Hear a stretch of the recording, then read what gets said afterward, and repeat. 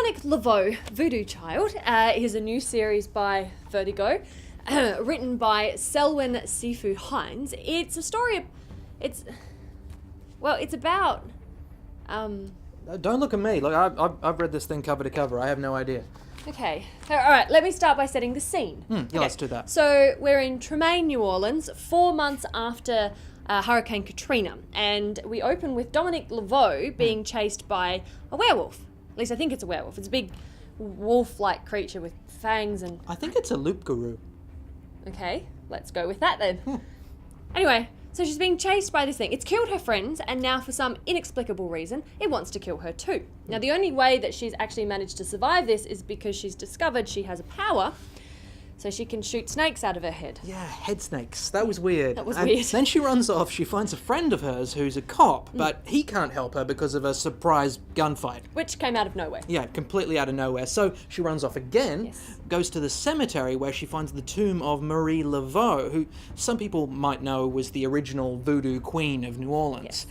And that's when things actually start getting really confusing, if you can imagine such a thing. This is a confusing story. It is. I mean, this is just the first issue of a series, and I feel like Hines just wanted to throw the reader in the deep end. You know, the murder, the mayhem, the crazy, the voodoo, the just running around, which is great. You know, I like that kind of excitement. But there was no character development on Dominique enough to give me a sense of who she was. Like, why should I care if she gets stabbed or shot or eaten by a werewolf? Loop guru.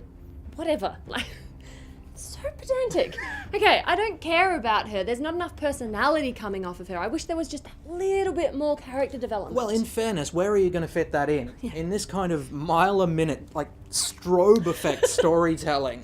I mean, it's just one horrific thing after another happens in this, and the problem with that is that there's really no time to build tension. It's just boom, wolf monster, boom, gunfight, boom, creepy, dead cemetery voodoo people. Now, why on earth she ran to a cemetery for safety? I don't know. Like, New Orleans cemetery, running away from I don't know. That's not where I would go. No, probably anyway, not. there was bits of this comic that I actually really did like. Okay, pray tell. I thought the artwork in this was really lovely. I thought Dennis Cowan did a really good job at kind of capturing that dark, murky, mysterious undertone of post-Katrina New Orleans. I thought that was really, really well done.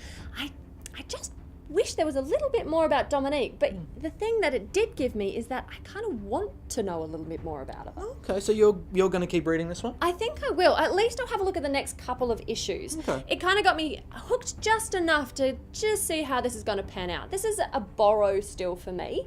It might not be to everybody's taste, but the artwork is certainly worthwhile having a look at. Okay, well, you know what? This is a berry for me. Look, it was just a confusing and frankly poorly plotted beginning to what I confidently predict will be a series that is best described as meh. What's a loop guru? Look it up. It's like a werewolf. Why don't you just say werewolf? What's the fun in that? You're annoying. You're annoying. Show up on time. No.